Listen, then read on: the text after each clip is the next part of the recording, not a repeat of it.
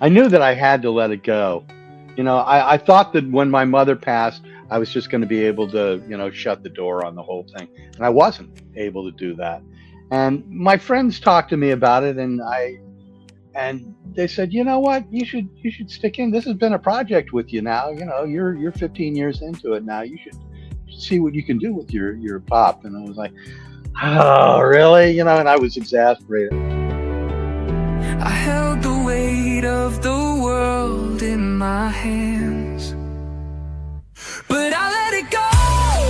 Now I understand. I'm awake, I'm aware, I'm alive. I'm living my best recovered life. You're listening to the Recovered Life Show, the show that helps people in recovery live their best recovered lives. And here is your host, Damon Frank. And welcome back to the Recovered Life Show. I am so excited to be with everybody for a brand new episode. Look, I was lucky to get my buddy Meegan on today. I really look up to Meegan. Meegan has long-term sobriety. We were having a conversation at a social event, and we were talking about the power of forgiveness. And I love his story because so many of us will get and stay sober, but we just won't go there with forgiveness. We just won't do it. And it hurts our sobriety. And, Recovered Life is all about having our best recovered life. So I'm so thrilled I was able to bring on my buddy Meegan. Meegan, welcome to the show. Thank you very much, Damon. So glad that you're here today. Look, you have long-term sobriety, over 3 decades, right? Yeah. Over 3 decades. Amazing. Tell us a little bit, just give us a little synopsis here on you and your sobriety journey. You got sober when? How long has it been? Just to kind of set the stage so people can get to know you. Yeah, I got sober in the late 80s. I followed my brother in, and I'd come off a suicide attempt, and I had nowhere to go, and I ended up at a place called the Victory House in Burbank, and it was indigent men, which meant none of us had nothing. And it was a far cry from where I come from. I've been in front of the camera for a while, and my career went to crap, and I went through the windshield of the car. Whatever happened, it was time for me to get sober, and I wanted none of it. And being in Burbank, I first meeting I went to, it was a couple of days before Thanksgiving. There's a guy there, and he's a greeter at the door, and he says, "Hey, how you doing?" And I went, "Back off, will you, man?" And the guy said, "I'm sorry, you're new, right?" And I said, "Yeah." And he said, "Look, we got a coffee bar over there. I'll save you a seat next to me." And it was like, "Yeah, I'll be sitting next to you. I don't think so."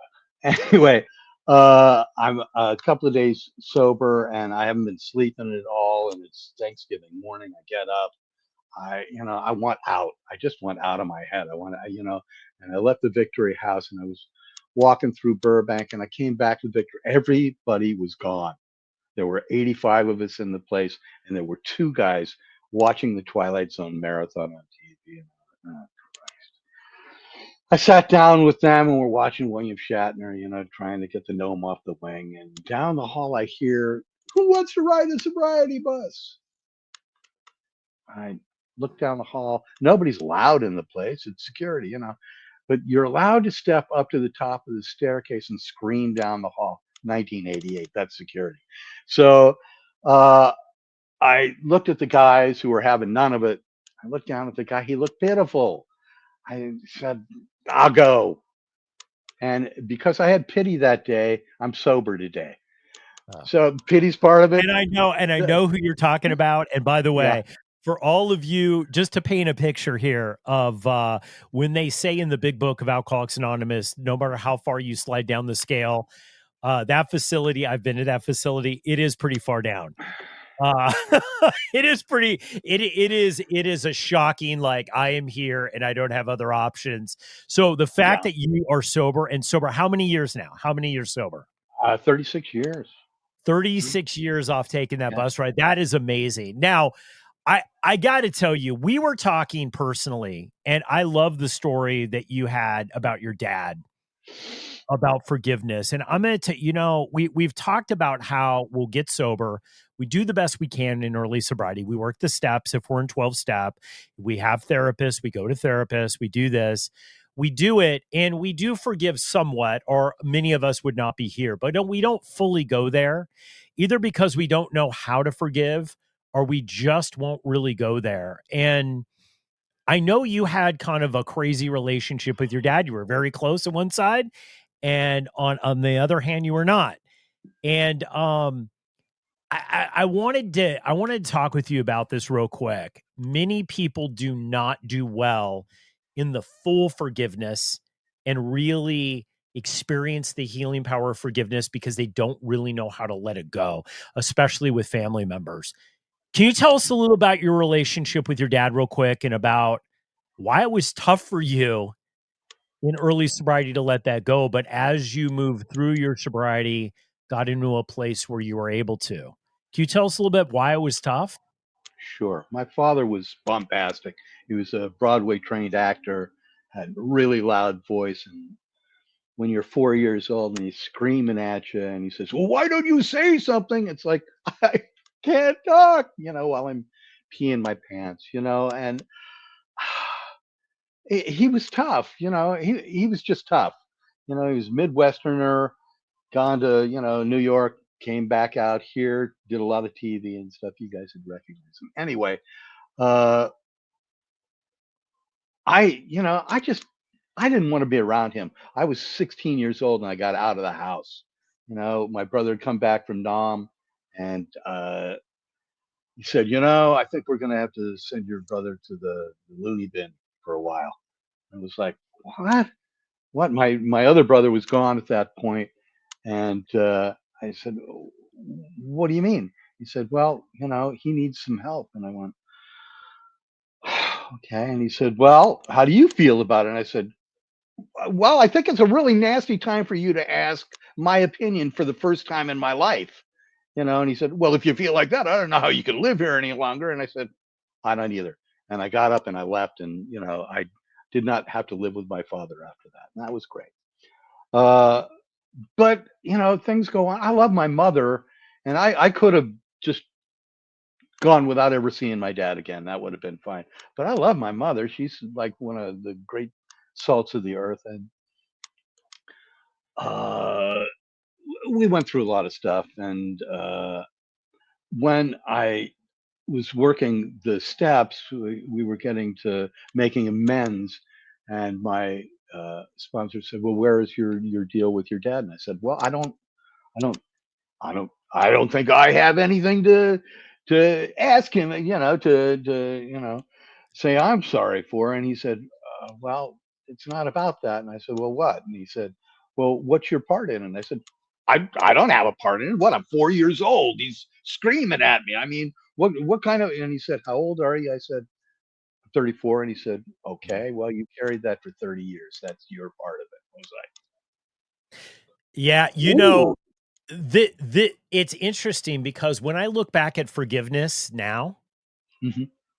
and after you have time, when you look back at forgiveness, Megan, like you were saying about it's harder to see your role, and then you see it a little bit that you're still carrying on, and then later, like I know for me, I was willing to give up part of that then on my fourth and fifth step, but not all of it, because I don't know if I really had the ability. I don't know if I had the awareness. Does this make sense? Because a Oh lot of yeah. people will listen to this, Megan, and they'll say, "Well, I did the best I could when I did the steps or went to a therapist. I let go as much as I could. I forgave as much as I could, but I don't know if I could have forgiven anymore, but yet still in sobriety." And this is why I wanted to have you on.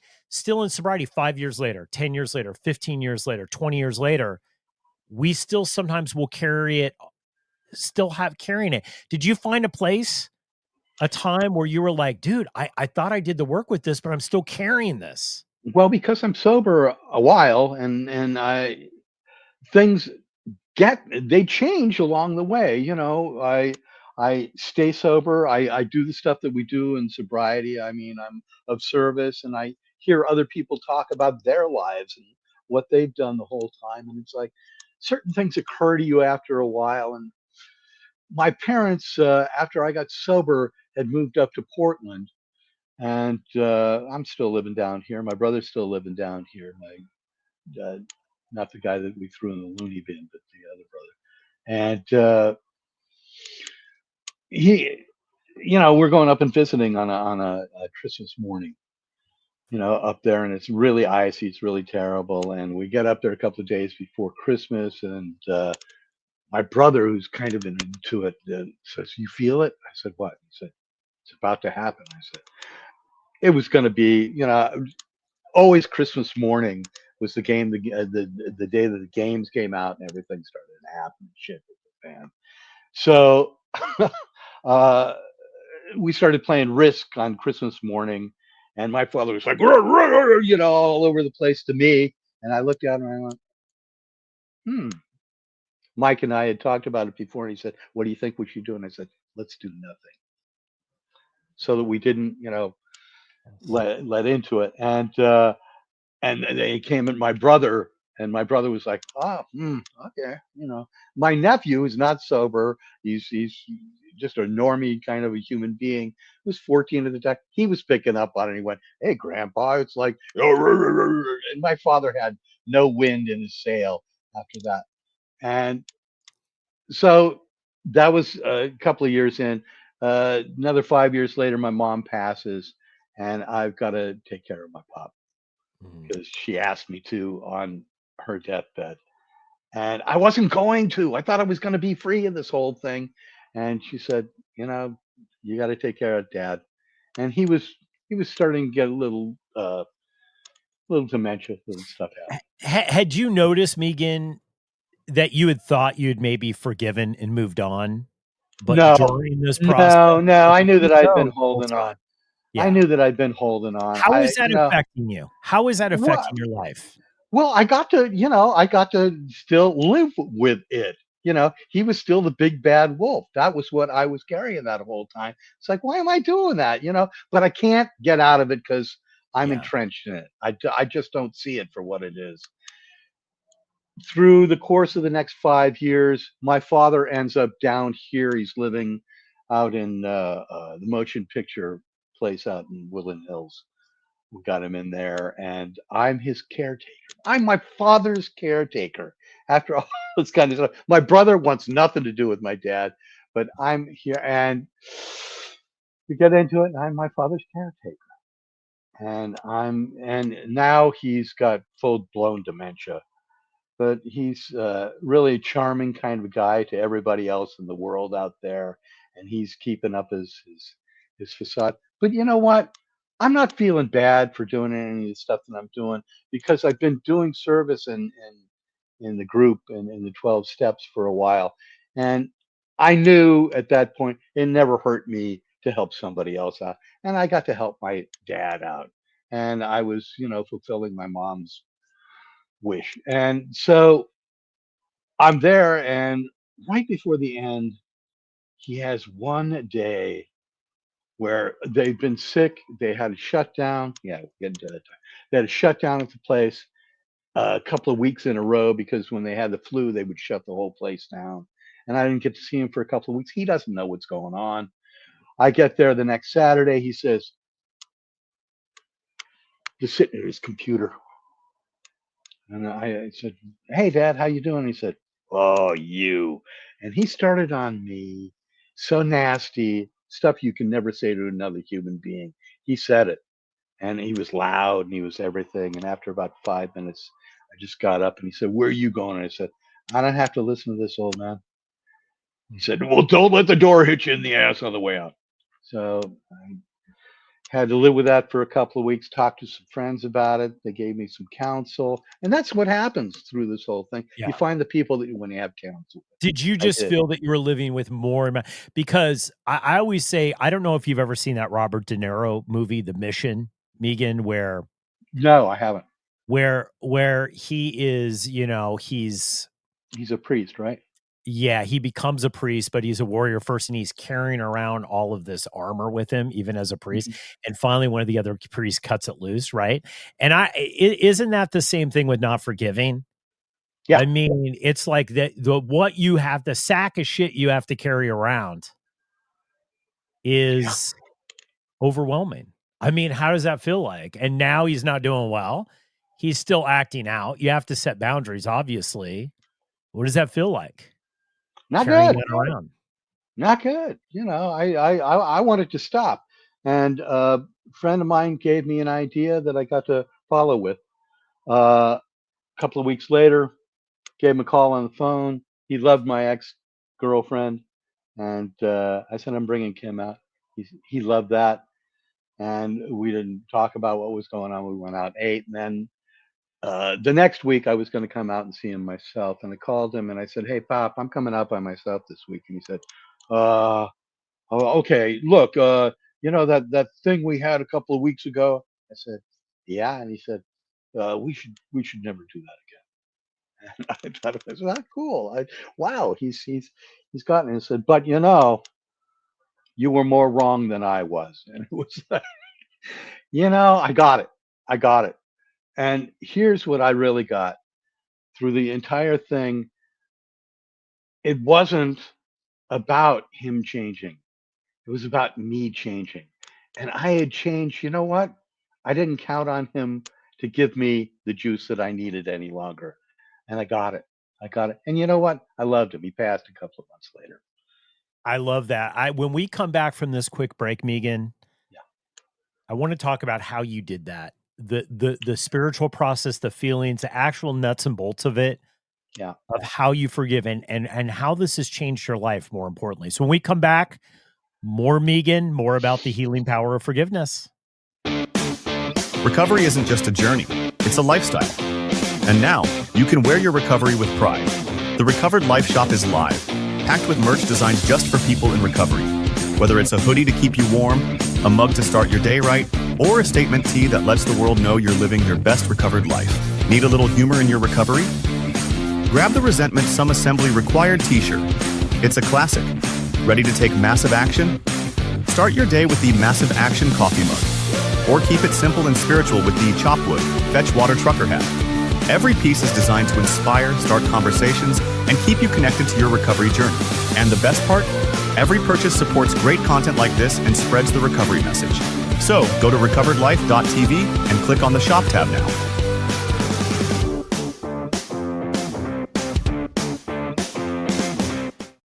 And we're back. I've got my buddy Meegan on. We're talking about the healing power of forgiveness. You know, Meegan, you were talking about your father kind of having a little breakthrough and softening up a little bit. And sometimes that happens with people, and sometimes it doesn't. I want to talk about how you actually got to the place where you were able to forgive. Was there a time? Was there like a demarcation line, or is it an unfolding? I mean, I think that's what people want to know. Is it an event? Is it a bunch of different events? What was the thing when you just said enough of this? I'm just going to Yeah. forgive and move on, no matter what he does. That kind of happened at like Christmas, a couple of years sober. I mean, I said, I'm just going to, but I didn't know how to do it. I'm kind of lame, and I'm not the sharpest pencil in the box. And it takes me a while to pick up on what's going on. And I knew that I had to let it go. I thought that when my mother passed, I was just going to be able to, shut the door on the whole thing. And I wasn't able to do that. And my friends talked to me about it, and they said, you know what, you should stick in. This has been a project with you now. You're 15 years into it now. You should see what you can do with your pop. And I was like, oh, really? And I was exasperated. I'll tell you when it happened. Like the day that he passed, he was out of it, and I had my niece and nephew come out and visit him that day, and I said, you're gonna have to say goodbye to Grandpa. And they're in their late 30s at that point, and they give him their best. And we all talked around his bed for about 4 or 5 hours, and it was just time for us to go. And I kissed him on top of the head, and I said, Pop, you won. And that's when I let go. Because the truth of the matter was, he had, he, you know what? He hadn't been given the gifts that I've been given. And I never thought that I would call, what I got in sobriety a gift until then, and my father made it possible for me to see what the gift is in forgiving, because you know what? I don't have bad feelings for my dad. He's a story, and it may be able to help somebody else, but I got nothing but love for my dad. I see all the old stuff that he did on TV. I get a good feeling about it, and I don't have to I don't have to carry that thing. My brother, on the other hand, never forgave my dad. And you know what? That's his. I don't know. I don't know how he feels about it. That's up to him. That's his business. He's a sober man. He can do whatever he wants to do. But I know that he didn't have a good feeling, and he didn't get to come to the memorial for my dad that a whole bunch of his friends ended up coming to. He missed all of his friends, and it was like, man, that was kind of sad. Uh, there's man, I got lots of stories of forgiveness because I was really resentful before I came in. I You had a know, high real, school. real quick, I want to ask you this because I think a lot of people feel that things have to be okay for there to be okayness, if that makes sense, right? And I find that really the healing power of forgiveness is I'm okay even if it's not okay. Because although this turned out good for you and your dad kind of came around at the end, for many people, I know I've had the experience, I didn't have that experience. Okay, I didn't have the experience where people kind of had a realization or whatever. There's been times in my life where that has not happened, right? And can you talk about that a little bit, Meegan? Because I think people feel they have to wait for the people, places, and things to be okay, Yeah. for them to be okay. And I find it just spiritually doesn't work like that. I have to be okay with it. Yeah, which is why the 12 steps are good for a guy like me, because there's a revisitation of them over and over again. And when I got to when my father passed finally, I had done what I could do. And I knew for certain that I had done what I could do. And I didn't always do it, with glee, uh, but I did it anyway because I watched the people around me. I heard their stories, and people told stories about how they got through crap by actually walking through it. And it's just, man, it seemed like it was going on forever with my dad, and it was part of life. And I was like, really? I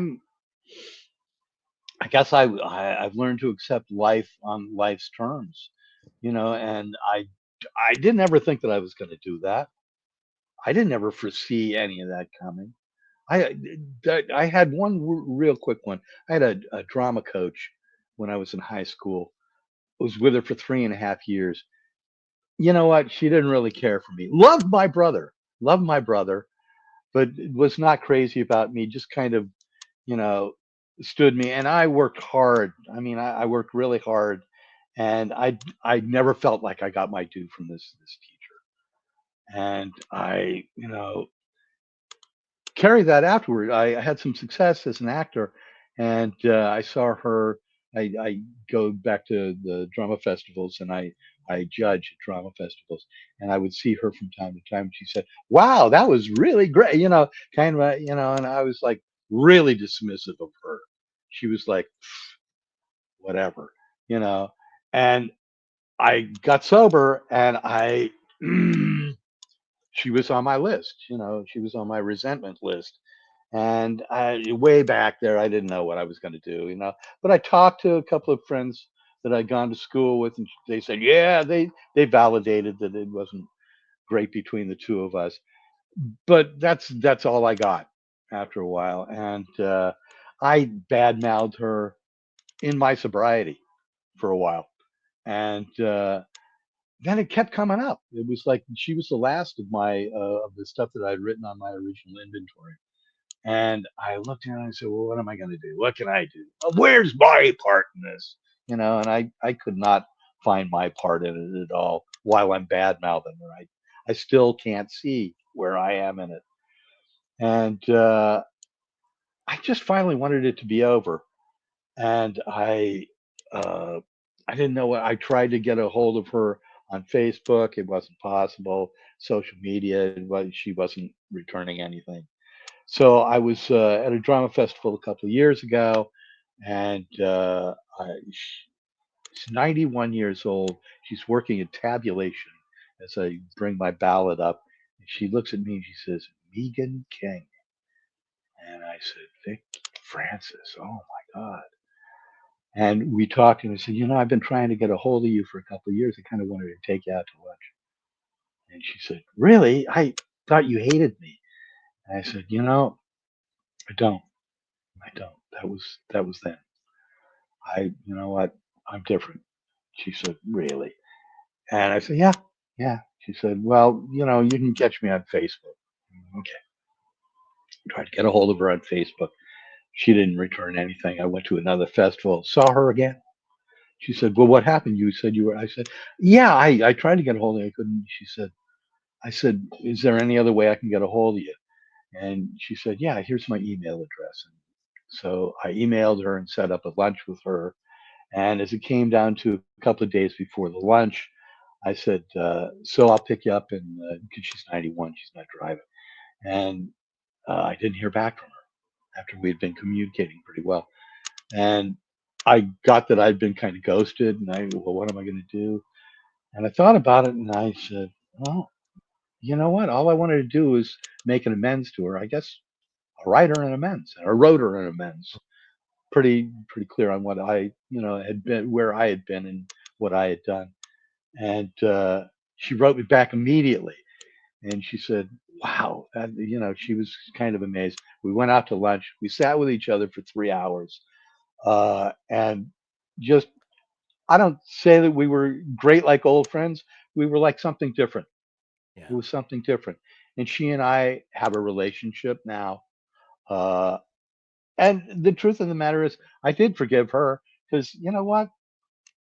I found out where I was as a 14, 15, 16-year-old kid. You know what?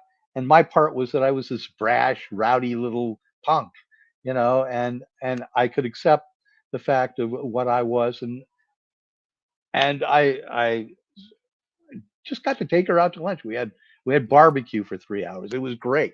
We talked Love about that. all kinds of old stuff. It was great. Meegan, final question here, final thought to people who are listening to this. I know right now there's somebody listening to this and says, Damon and Meegan do not know my story. Maybe they feel they're tragically unique. And they say, I just can't quite forgive. I just can't quite let go enough to forgive the person in my situation. What would be your message to them? Uh, you know, it's a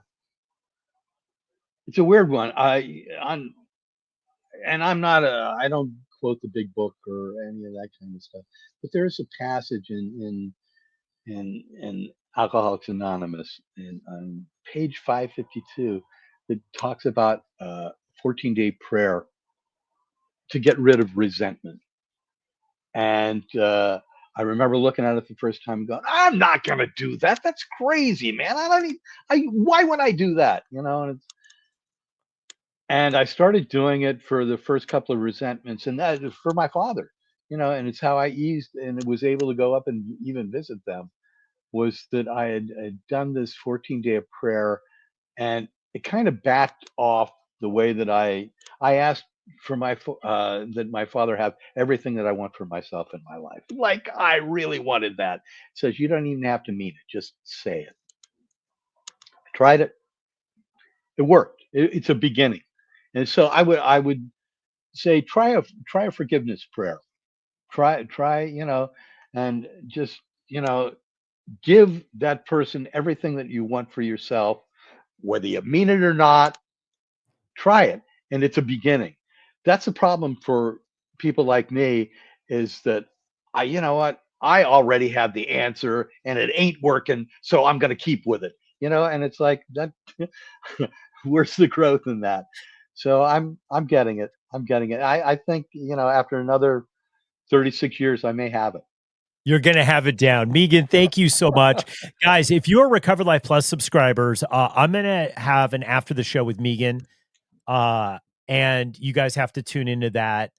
Very powerful, Meegan. I think resentment, forgiveness, it's such a huge, it's a stumbling block for a lot of people. Everybody goes through it at different levels, but the healing power that you get out of it is amazing. Thank you so much for coming on and telling your story. Super appreciate you having me on the show. I really appreciate it myself. Thank you very much. Hey, if you like this episode, think about supporting us by becoming a Recovered Life Plus member. At Recovered Life TV, we're not just delivering premium recovery resources, we're empowering you with the knowledge and tools that make a real difference in the quality of your recovery. By subscribing, you gain access to ad-free content, expert insights, exclusive video and audio segments, special projects, plus so much more, all while supporting our mission to spread the recovery message far and wide. Whether you're seeking to deepen your understanding or stay updated on the latest addiction and mental health recovery trends, Recovered Life Plus is for you. Subscribe now and start living your best